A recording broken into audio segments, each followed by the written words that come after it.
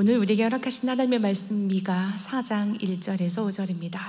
미가 4장 1절에서 5절입니다. 우리 다 같이 한 목소리로 읽기 원합니다. 시작.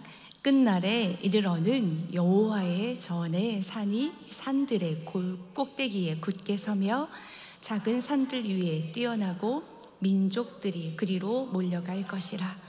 곧 많은 이방 사람들이 가며 이르기를 오라 우리가 여호와의 산에 올라가서 야곱의 하나님의 전에 이르자.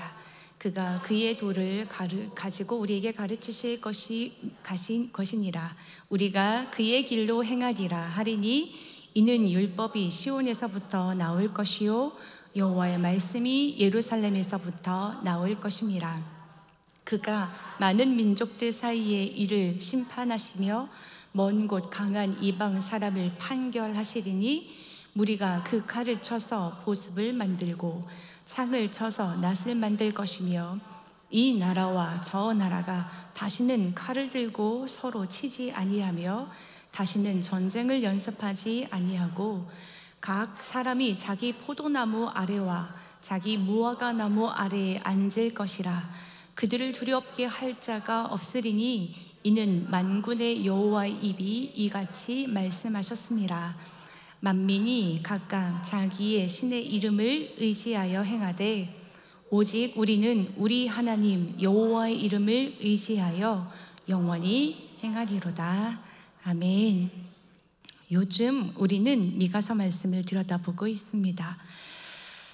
벌써 1월 마지막 주라서 제가 수요 예배는 오늘이 이번 연대 또 마지막이 되는데요. 시리즈 설교라 계속 이어갔으면 좋겠는데 또 꼭 그렇게 하지 않아도 되어서요. 다음에 제가 또 설교할 기회가 있으면 미가서를 마무리 지어 보려고 합니다. 미가서를 선택한 이유가 여러 가지가 있었습니다. 이 암울한 시대에, 특별히 전쟁으로 얼룩진 시대에 살았던 미가에게 들려주신 하나님의 말씀을 통해 지금 우리가 사는 여기에서 그리스도인으로서 그리고 하나님의 자녀로서 어떻게 살아야 하는지 다시 묻고 싶었고 그 물음에 대해서 미가서 말씀을 통해 듣고 싶었습니다. 미가라는 이름의 뜻은 미가의 약자로 누가 여호와와 같은가 라는 뜻을 가지고 있습니다. 요즘 주일 말씀에 하나님, 나의 하나님이라는 주제의 말씀을 듣고 있는데 그 말씀과도 상통하는 문장입니다. 미가서 1장을 통해 하나님은 우리의 고통 가운데 계신 분이라 하였습니다. 그분은 우리의 고통 가운데 계시며 우리의 눈물과 신음 속에 우리의 연약한 육체 가운데 또 안타까운 상황 속에 우리와 함께 울고 계시는 분이십니다. 그러므로 우리도 고통 가운데 있는 자들을 향하여서 함께 울어야 합니다. 미가서 1장 8절 말씀처럼 기록된 말씀처럼 미가는 하나님의 마음을 가지고 애곡하며 애통하며 벌거벗은 몸으로 행하며 들깨같이 애곡하고 타조같이 애통해하며 황폐하고 타락한 땅을 보며 중보했습니다. 우리도 미가처럼 하나님의 눈물을 가진 중보자가 되어야 합니다. 우리 이렇게 고백했으면 좋겠는데요. 중보자가 되겠습니다. 고백해 볼까요? 시작. 아멘. 지난주는 미가 2장에서 3장 말씀이었습니다. 내 욕망대로 살아가는 것이 아니라 절제된 삶으로 정의를 실현하는 삶, 곧 나누며 도우며 서로 귀히 여기며 살아가야 한다고 했습니다. 왜냐하면 우리가 믿고 사랑하고 따라가는 그분의 눈은 항상 약자들을 향하고 있고 억눌리고 소외된 자들을 향해 있기 때문에 그렇습니다. 우리도 그분을 닮아가려고 애쓴다면 이 땅에서 하나님의 정의와 공의에 참여하는 축복의 통로가 될 것입니다. 또 이렇게 고백해 볼까요? 축복의 통로가 되겠습니다. 아멘. 오늘 말씀은 사장에 대한 말씀입니다. 암울한 시대에 희망의 메시지를 던지고 있습니다. 우리를 향한 주님의 생각은 심판이나 재앙이 아니라 예레미야가 말씀했던 것처럼 우리를 향한 그분의 마음과 생각은 언제나 평안과 희망입니다. 기도하기는 오늘 예배를 통해서 그분의 꿈이 나의 꿈이 되며 다시 꿈꾸게 하시는 그 은혜가 회복되었으면 좋겠습니다. 단테의 신곡이라는 책이 있습니다. 지옥편 제3곡에 지옥문으로 들어가는 그 문에 이런 글귀가 씌어져 있습니다. 이곳에 들어서는 자들이여 모든 희망을 버려라. 단테 신곡에서 말하는 지옥은 어떤 곳이냐? 희망이 없는 곳, 더 이상 꿈을 꿀 수 없는 곳입니다. 꿈이 있다는 것은 이 땅을 살아갈 힘이요 목적이요 기쁨의 원천입니다. 그래서 꿈은 행복을 만들고 암울한 현실을 견디고 버티게 합니다. 반대로 꿈이 없으면 살아갈 힘도 그 이유도 상실하게 됩니다. 암울한 현실 앞에 좌절하고 다시 일어나지도 못하고 세상과 사람들을 향하여서 마음을 닫게 만들죠. 꿈이 없으면 그곳은 다름 아닌 지옥이 됩니다. 요엘 2장 28절 말씀에 이렇게 기록되었습니다. 그 후에 내가 내 영을 만민에게 부어주리니 너희 자녀들이 장래일을 말할 것이며 너희 늙은이는 꿈을 꾸며 너희 젊은이는 이상을 볼 것이며. 하나님의 영이 부어지면 자녀들은 장래일을 말하고 늙은이는 꿈을 꾸고 젊은이는 이상을 본다고 기록하였습니다. 무슨 말씀입니까? 모든 세대가 다 꿈을 꾼다라는 말씀입니다. 이처럼 성령님은 우리에게 꿈을 불어넣어 주시는 분이십니다. 생기를 불어넣어 생명이 되게 하셨듯이 우리로 꿈꾸는 자가 되게 하시는 분이 바로 성령 하나님이십니다. 그렇다면 도대체 어떤 꿈을 꾸게 하실까요? 지금 당신의 꿈이 무엇입니까? 라고 질문한다면 그 질문에 여러분들은 무엇이라고 대답하시겠습니까? 요즘 한국 아이들에게 물어보면 유튜버가 되는 거요, 연예인이 되는 거요 라고 이렇게 어떤 직업과 연결시켜서 대답하는 경향이 참 많이 있습니다. 청소년들에게 물어보면 좋은 대학 가는 거요, 돈을 많이 벌고 싶어요 라고 대부분 말을 합니다. 실제로 한국 사람들에게 이렇게 물어봤습니다. 행복과 가장 관련되어 있는 것이 무엇이냐? 행복을 좌우하는 것이 무엇이라고 생각하느냐? 이렇게 질문을 던졌을 때 92%가 이렇게 대답했습니다. 소득, 돈이라고 대답했습니다. 30대에서 40대 직장인 요즘 가장 큰 고민이 무엇입니까? 라고 물었는데 그 또한 대답이 50% 이상이 돈이라고 대답했습니다. 50, 60대 직장인들에게 물었습니다. 노후의 가장 큰 걱정이 무엇입니까? 노후 자금 준비하는 것이라고 대답했습니다. 청소년들에게 물었습니다. 너희들의 꿈이 무엇이냐? 어떻게 하면 돈을 잘 벌까? 입니다. 요즘 한국 경제가 너무 불안하다 보니 주식 투자 천국이라고 할 만큼 우리나라 많은 사람들이 주식을 사들이면서 불안감을 해소하고 있습니다. 여러분은 어떠십니까? 대부분 사람들의 대답은 자본주의 사회의 전형적인 그 모습, 자본주의를 드러내고 있는 대답을 하고 있습니다. 그런데 이렇게 물질주의에 사로잡혀 살아가게 만드는 데에는 그만한 이유가 있었습니다. 그 중에 가장 큰 이유는 바로 한국 교육이라고 생각합니다. 중앙대학교 김누리 교수님께서 한국 교육의 100년을 정리해 주셨습니다. 대한민국의 자본주의의 현실, 그 실태를 고발하면서 한국 교육의 한국 교육의 개혁이 일어나야 한다고 목소리를 높이고 있습니다. 그분의 말을 잠시 빌려오자면 다음과 같습니다. 우리나라의 교육의 배경을 잠시 짚어보겠는데 1919년 대한민국 임시정부가 세워진 뒤로 우리나라는 30년 동안 외세 지배가 있었습니다. 제국주의 시대이지요. 그때 교육의 목표는 황국 신민을 만드는 데 있었습니다. 그냥 쉽게 말하면 노예를 만드는 데 있었습니다. 해방 후 40년 동안 대한민국은 독재 정권 아래 있었습니다. 그때 교육의 목표는 국가를 위한 교육으로 군사를 길러내고 산업을 발전시키는 것이 목표였습니다. 그래서 학교에서 이 교육도 군사교육이요 산업 발전에 필요한 노동력을 기르는 데 힘을 썼습니다. 그리고 새 민주정부가 들어선 1990년부터 지금까지 31년째 신자유주의 국가의 교육 목표가 있습니다. 그 교육 목표는 인적 자원을 길러내는 데입니다.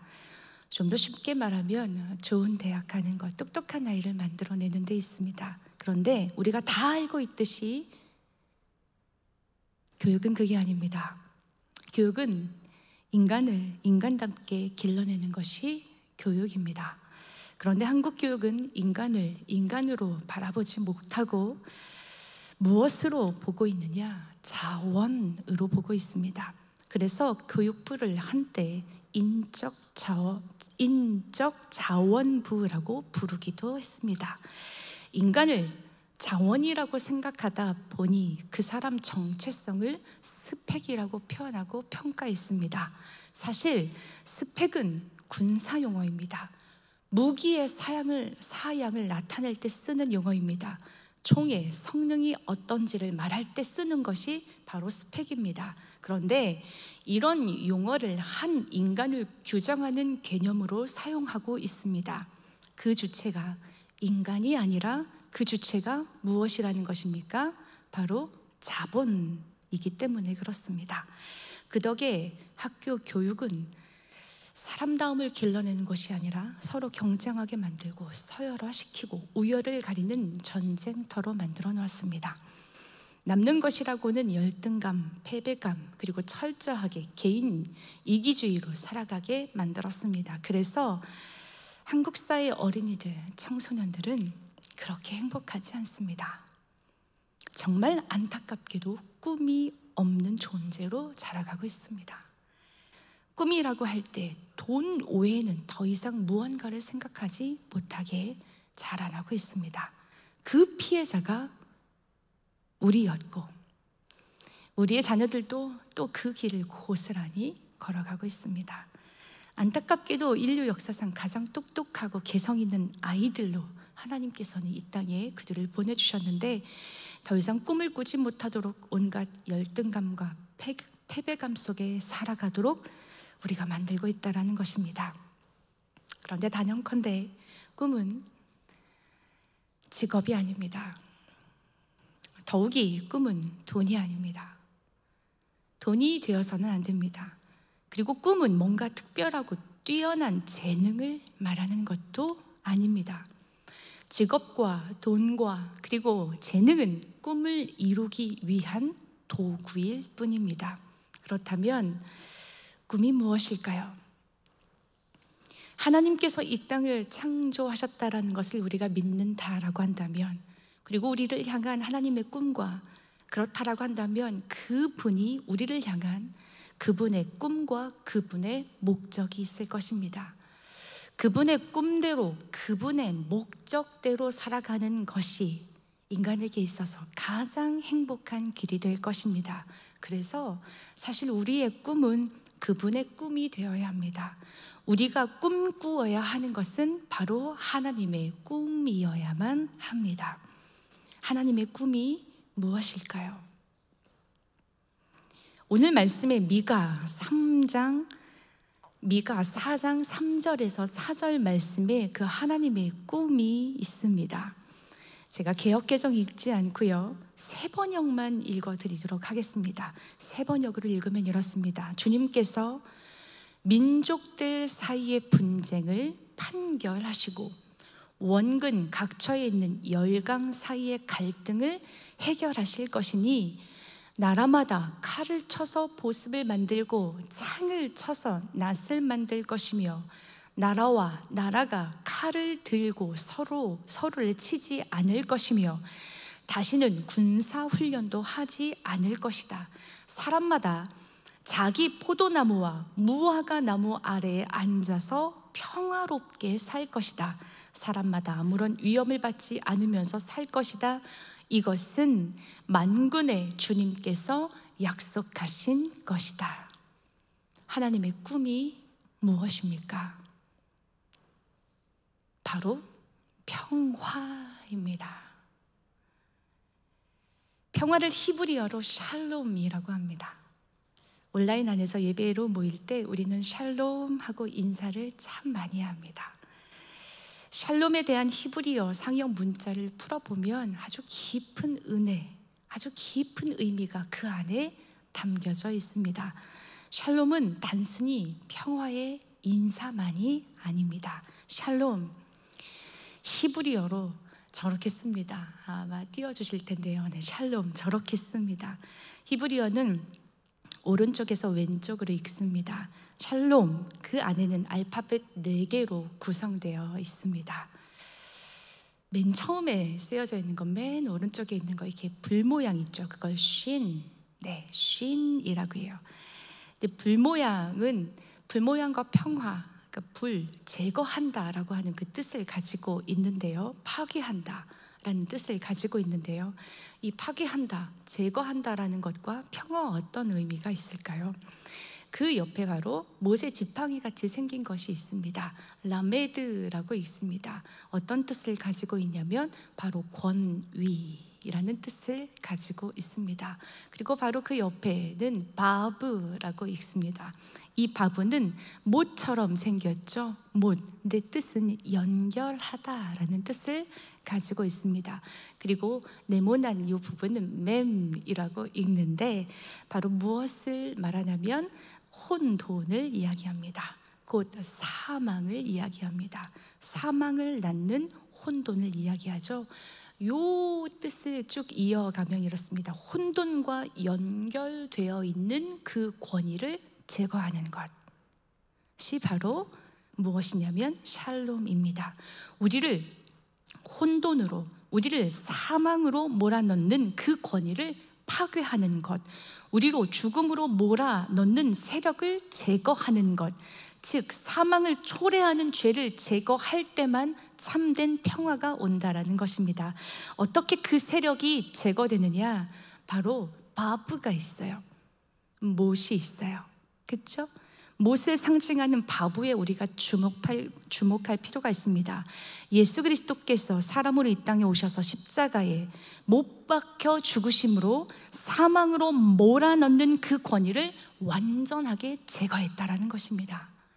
그래서 오는 평화입니다. 그래서 샬롬은 단순한 평화가 아니라 그 무엇도 빼앗을 수 없는 완전한 평화요, 더 이상의 대가가 필요 없는 완전한 대가를 지불한 구속의 평화입니다. 그 진정한 평화는 우리가 만드는 것이 아니라 오직 예수 그리스도 안에 있다라는 것입니다. 에베소서 2장 14절에서 16절 말씀 같이 한번 읽고 싶은데요. 같이 한번 읽어봅시다. 시작. 그는 우리의 화평이신지라 둘로 하나를 만드사 원수된 것 곧 중간에 막힌 담을 자기 육체로 하시고 법조문으로 된 계명의 율법을 폐하셨으니 이는 이 둘로 자기 안에서 한 세 사람을 지어 화평하게 하시고 또 십자가로 그 둘을 한 몸으로 하나님과 화목하게 하려 하심이라. 원수된 것을 십자가로 소멸하시고.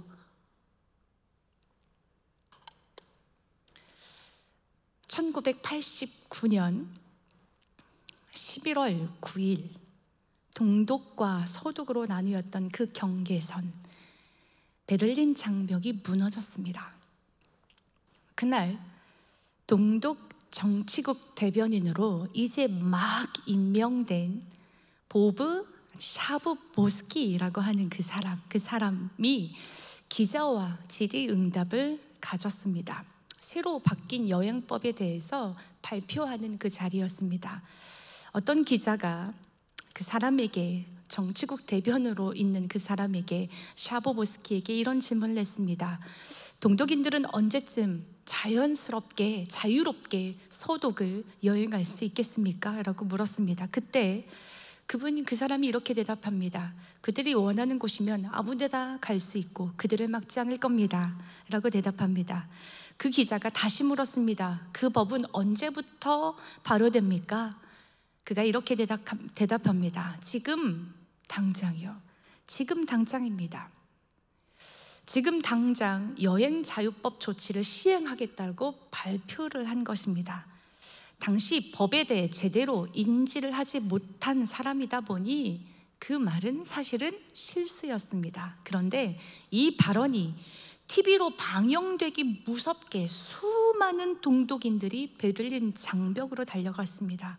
그런데 너무나 많은 주민들이 달려와서 국경 수비대가 그 시위대를 막지 못했습니다. 일부 동독 사람들은 그 장벽을 망치로 부수기도 했고 그 장벽을 넘어갔습니다. 그날 밤 베를린 장벽이 무너진 것입니다. 정말 기적같이 베를린 장벽이 무너졌고 급기야 통일까지 이뤄낸 것입니다. 그 평화를 이룬 배경에는 이처럼 어처구니 없는 말실수로 비롯되었다라는 것입니다. 그러나 우리는 압니다. 하나님의 꿈은 장벽을 무너뜨리는 평화를 이루는 것이었으며 그분의 방법으로 그분의 때에 그 장벽이 무너진 것입니다. 우리도 숙제가 있죠. 그 숙제를 풀어야 할 막중한 사명이 우리에게 있습니다. 솔직히 인간의 방법으로는 아무런 희망이 없습니다. 북한은 또 하나의 거대한 종교 집단이다 보니 그 장벽은 베를린 장벽과도 비교할 수 없을 만큼 두껍고 아주 높습니다. 그러나 우리에게는 희망이 없지만 그분에게는 희망이 있습니다. 오직 그분의 방법으로, 그분의 때에 그분께서 친히 그 일들을 이루어 가실 것입니다. 왜냐하면 그분은 평화의 왕이시기 때문에 그렇습니다. 그러므로 그 날이 올 것을 믿고 그 믿음을 가지고 우리는 기도해야 할 것입니다. 반드시 민족들 사이의 분쟁을 판결하시고 갈등을 해결해 주셔서 칼이 보습이 되고 창이 낫이 되어서 자기 포도나무와 무화과 나무 아래에 앉아서 평화롭게 살 날이 올 것입니다. 왜 통일이 되어야 하느냐라고 묻는다라고 한다면 통일이 되어야 잘 사는 나라가 되는 것에 목적이 있는 것이 아니라 통일이 되어야 그 땅에 복음이 들어갈 수 있기 때문에 그렇습니다. 통일이 돼야 그 땅에 그리스도의 사랑이 흘러가기 때문에 그렇습니다. 이처럼 평화의 왕이 이 땅에 평화를 선포하며 평화의 꿈을 이루어 가시는 그 이유가 있는데 바로 하나님 여호와 이름을 의지하며 영원히 살도록 하기 위함입니다. 그게 미가서 4장 5절 말씀입니다. 미가서 4장 5절 말씀 같이 한번 읽겠습니다. 시작. 만민이 각각 자기의 신의 이름을 의지하며 행하되 오직 우리는 우리 하나님 여호와의 이름을 의지하여 영원히 행하리로다. 아멘. 이 말씀을 사실 자세히 보면은요, 오직 우리는 우리 하나님 여호와의 이름을 의지하여, 하나님 여호와의 이름을 의지하여, 그러니까 하나님과 여호와 이름을 같은 성상에 붙여서 기록하고 있습니다. 성경에는 이런 부분이 딱 한 군데 있는데 바로 이곳입니다. 이 하나님은요, 히브리어로 엘로힘입니다. 근데 엘로힘은요, 전 우주적인 그 하나님, 창조주 하나님을 고백할 때 쓰는 하나님을, 그런 하나님을 부를 때 쓰는 단어입니다. 언어입니다. 엘로힘, 창조주 하나님. 그럼 야훼 하나님이 있어요. 여호와라고 하는 이 야훼 하나님은 어떤 하나님을 고백하냐면 바로 구원자 하나님, 구속자의 하나님, 곧 우리의 삶 가운데 찾아오셔서 역사하시는 그 하나님을 고백할 때 야훼 하나님이라고 우리는 부릅니다. 우리를 창조하신 분이 하나님이시고 또 야훼가 우리를 구원자라고 한다면 우리의 존재 역시, 우리의 꿈 역시 바로 하나님 여호와가 되어야 합니다. 하나님께서 예수님께서 우리에게 기도를 가르쳐 주셨죠. 근데 그 기도 안에 예수님의 꿈이 담겨져 있어요. 마태복음 6장 9절에서 10절 말씀인데요. 너희는 이렇게 기도하라 라고 말씀하시면서 이렇게 가르쳐 주셨어요.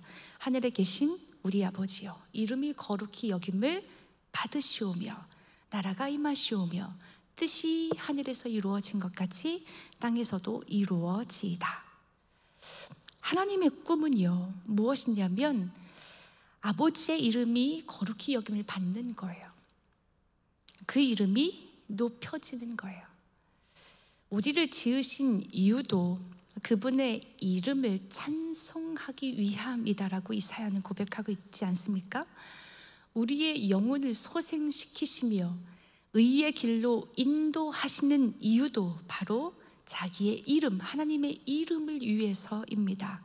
우리 가운데 찾아오신 이유도 그분의 영광을 위해서이며 우리를 위해 죽으시고 다시 살아나신 그 이유도 그분의 이름을 영화롭게 하기 위해서입니다. 하나님은 지금도 하나님의 이름을 위하여 우리로 꿈을 꾸게 하십니다. 창조주 하나님이 하나님 되게 하는 것, 이것이 곧 그의 이름이 거룩히 여김을 받으시고이고 야훼 하나님을 알고 믿고 의지함으로 그분의 나라, 그분이 통치하는 평화의 나라가 임하는 것, 이것이 바로 하나님이 꿈꾸는 그 하나님의 나라입니다. 그래서 당신의 꿈이 무엇입니까? 라고 물을 때 이렇게 대답할 수 있어야 합니다. 어떤 일을 하든 무엇을 하든 그 일을 통해서 하나님이 하나님 되게 하는 것, 하나님께 영광인 거죠. 또 내가 서 있는 곳이 어디든지 그 곳이 평화가 있는 하나님의 나라로 가꾸어 가는 것, 세워가는 것, 이것이 하나님의 꿈이요 곧 우리의 꿈이 되어야 합니다. 우리나라의 역사도 전쟁이 쉬지 않았던 나라입니다. 전쟁이 무엇인지 저는 겪어보지 않아서 잘 모릅니다. 그저 전쟁통 속에서 평화를 외치며 희망을 노래했던 사람들의 목소리가 가슴 깊이 파고들어 마음을 저며 오는 것, 그 정도입니다. 어제 없는 오늘이 없었다고, 이런 분들이 있었기에 지금 우리가 이렇게 평화를 누리고 있다라고 생각합니다.